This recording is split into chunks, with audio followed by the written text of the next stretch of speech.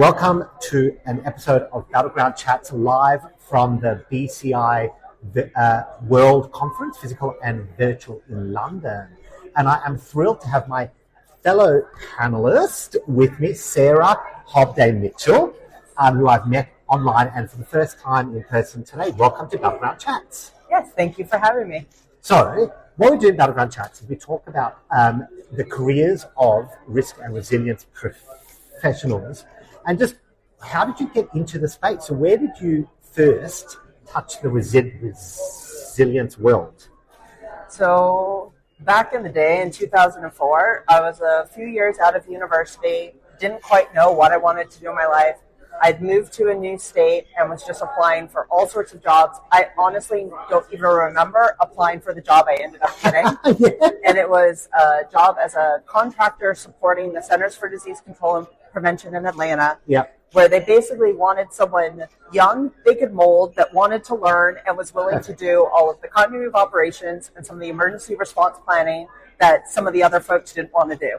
And you had never had any background in that absolutely at college or anything? Nope. At school, I just had a basic business admin degree, but I kind of think that I was raised to become a business continuity professional and resilience just of how I joke, like, my dad used to, when I was like 10, be like, here, study the road atlas before our road trip and let us know the alternate paths that we can take in case we hit a bad traffic jam or the road is closed. Your parents got it into you from day one? Apparently, or it's like packing for scout camp. It's like, I need to pack a poncho in case it rains.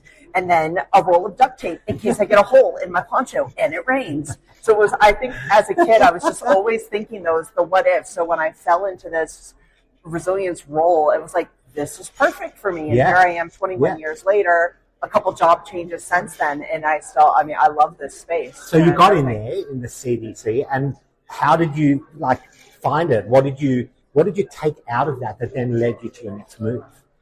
It was, I think I was just so willing and eager to learn. I think my first month with the CDC, all I did was take FEMA online independent study courses and just read as much as I could to kind of figure out this space. Yeah. What is there? What should I be considering for work and everything? And then eventually I ended up moving states, got a job with a U.S. health insurance company doing business continuity planning, had another move as a civilian with the U.S. Navy, and that job hang on, you didn't tell us about the Navy. Yeah, so I was a civilian with the U.S. Navy for almost 13 years. Wow. Where I was hired to build their business continuity program from the ground up. So after the CDC?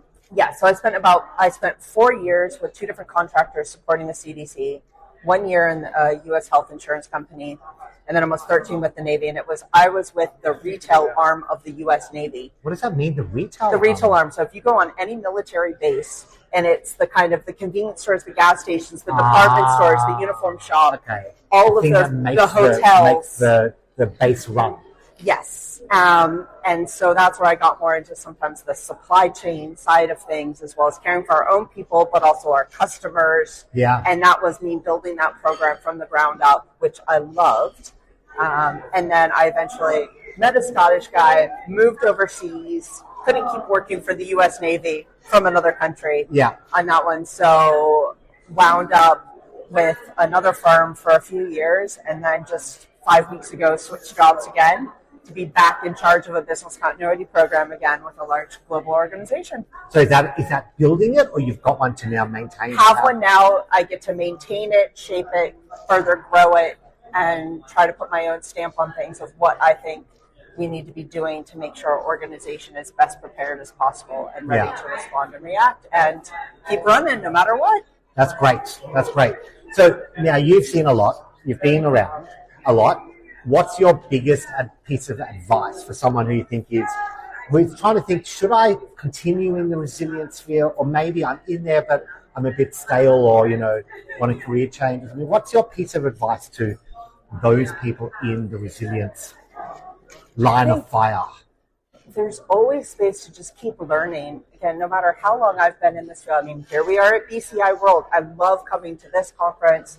I've gone to DRJ conferences stateside for 10 plus times. Yeah. And it's just the networking and meeting others. And maybe you get talking with someone else that is kind of in a similar situation, and you can talk yourselves through it almost. Yes. Of just, what are you finding? What have you been doing to try to, kind of change things up Yes. or anything, but it's just, I love coming and just seeing what else is out there, what new kind of thoughts and ideas that other people in other kind of industries and stuff are doing, and be like, oh, well, I'm now in the clinical research space, but you're in retail. What could I maybe learn from you? Right. That I could just put a little spin on it and make it work for my own organization. Yeah. Because I've always held that BC is industry agnostic, right? What you learn in retail, in FS, in critical infrastructure, in the military, you can use across industry. Absolutely. You just sometimes have to put a little bit of a different spin on it. Yeah. Because what works for soldiers on the ground with the military is not the exact same as your frontline cashier at the grocery store. Yes. And what's fascinating is those people in the military who try and make the move into the resilient space, sometimes they struggle because they have to unlearn the command and control. They have to unlearn the you shall, you must, right? It's a different mindset, isn't it? Well, and then sometimes it was knowing that, so when I got hired in with the U.S. Navy, I was still relatively young, and here I was trying to tell Navy admirals and captains what to do, which was a bit daunting, but I was a military kid. My dad was a captain, so to me it was like, oh, I'm just telling my dad what to do, no big deal, whatever. But it was the trying to learn that if I needed to have a conversation with one of our summer interns and then turn around and have a very similar conversation with the chief of staff, CEO, I had to be able to talk both, in both kind of audiences, but then not be afraid to speak up and tell the CEO, I think you should be considering this, or here's something that I'm seeing that I'm concerned about. I think you should be concerned too. Or, in the middle of an exercise to try to tell a C-suite person of let's not go off on that tangent. We'll take that in another meeting, take that offline. Yes. So let's get back to this over here. And I had to very quickly learn, sometimes, I had to kind of jump the chain of command a bit. But for some long-term military, that is a struggle. That's a struggle. And I think it's really important for anyone in crisis teams, BC teams as well. Hierarchy goes out the window when you walk into a crisis team. Definitely. That's very important, right? Because if the CEO is then you're too scared to give your thoughts in a crisis meeting, that's a problem. Yes. But not everyone understands that. Correct. And you need to have confidence.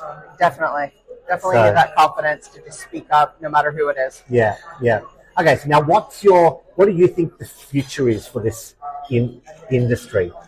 It's a hard one, but where's it going, right? So you've seen a lot. We've spoken a lot about crisis testing as part of our panel prep, but what do you think is the next big step for the business continuity industry? That's too hard a question. Why? I think I continue to see, as the years go by, more and more organizations embracing a further integration of making sure that it isn't very siloed. BC's over here, ITDR's over here, as I'm motioning with my hands on the podcast. Cyber's over here, but making sure that I am speaking to my counterparts regularly on the DR side, the cyber side, and be like, all right, what if we have this sort of incident? Yes. How are we all working together? Yes. Do all of our own kind of response plans make sense if we're dealing with a big enough situation that touches all of our areas? Yes. And making sure that the head of the cyber response team understands exactly what I'm concerned about on the BC side versus what we're concerned about on the DR side, to again make sure we're not doing conflicting things, but we are all working together as best we can to recover. Respond and recover. Silos whatever are killer, right? Silos killer.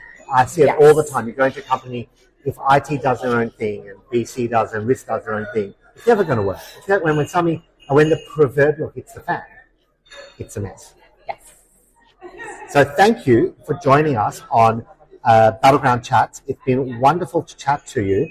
And I look forward to being on a panel with you very shortly. I'm very excited. The good, the bad, the ugly of crisis testing. Very excited.